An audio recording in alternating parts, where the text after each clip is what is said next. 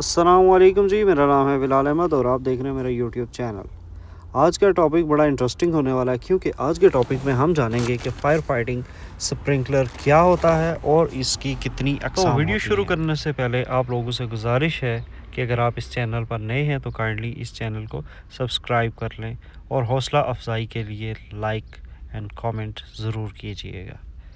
तो चलिए वीडियो को शुरू करते हैं।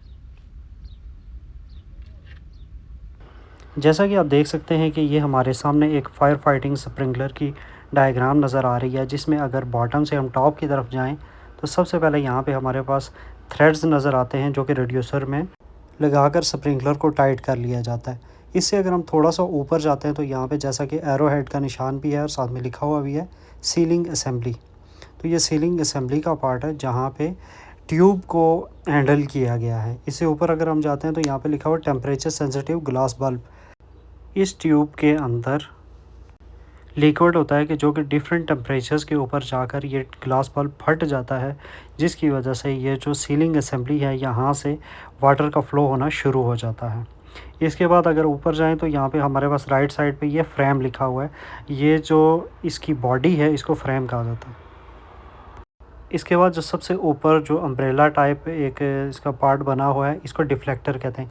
यानी जब सीलिंग असेंबली के थ्रू वाटर का फ़्लो शुरू होगा तो ये सीधा जाके ऊपर डिफ्लेक्टर से मस करेगा, फिर वहाँ से ये एक फुहारे की शक्ल में ये सारा वाटर जो है स्प्रेड होगा।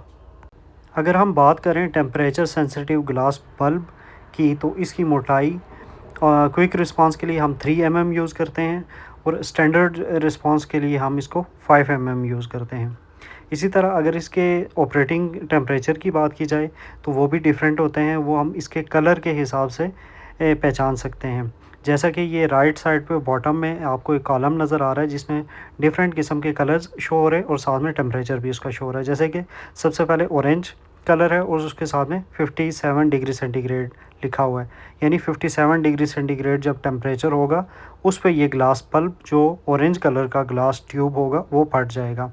इसी तरह आगे अगर आप नेक्स्ट देखें तो ये रेड कलर का आपको एक ब्लॉक नज़र आ रहा है जिसके आगे लिखा हुआ टेम्परेचर 68 डिग्री सेंटीग्रेड, यानी जब 68 डिग्री सेंटीग्रेड को टेम्परेचर मीट करेगा तो उस टाइम ये ग्लास बल्ब फट जाएगा।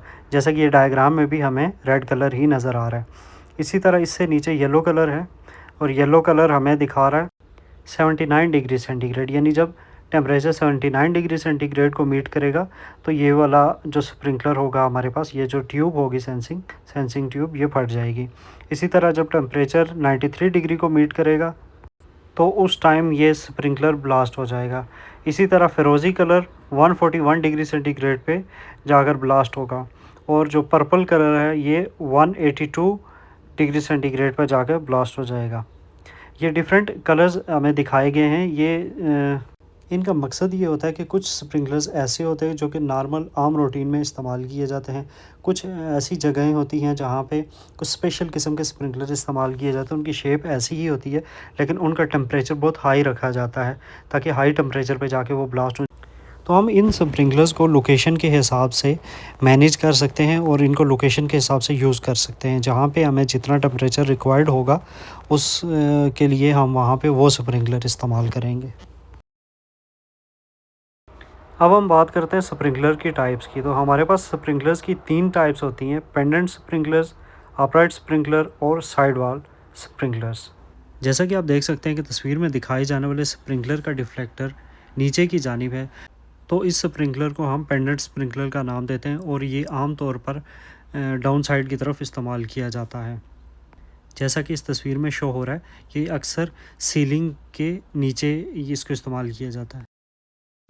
अब आपके सामने जो तस्वीर शो हो रही है इसमें जो स्प्रिंकलर शो किया गया है इसको अपराइट स्प्रिंकलर का नाम देते हैं और ये अमूमन ये सीलिंग के ऊपर इस्तेमाल किया जाता है। अभी आपके सामने पिक्चर में जो स्प्रिंकलर शो हो रहा है इसको साइड वॉल स्प्रिंकलर कहा जाता है। ये अमूमन दीवारों में लगाया जाता है, ऐसी जगहों पर ये इस्तेमाल किया जाता है जहाँ पर दूसरे स्प्रिंकलर लगाना मकसूद ना हो तो वहाँ पर ये लगाया जाता है। ये अमूमन ओपन एरिया में इस्तेमाल किए जाते हैं जहाँ पे हमें दूसरे पेंडेंट या अपराइट स्प्रिंकलर हम नहीं लगा सकते तो वहाँ पे इस स्प्रिंकलर को इस्तेमाल किया जाता है। इसी के साथ ही हमारा आज का टॉपिक ख़त्म होता है। अगर आपको वीडियो अच्छी लगे तो लाइक, कमेंट एंड शेयर ज़रूर कीजिएगा, और चैनल पर अगर आप नए हैं, आपने अभी तक सब्सक्राइब नहीं किया तो काइंडली इसको सब्सक्राइब भी कर लीजिएगा। जज़ाकल्लाह।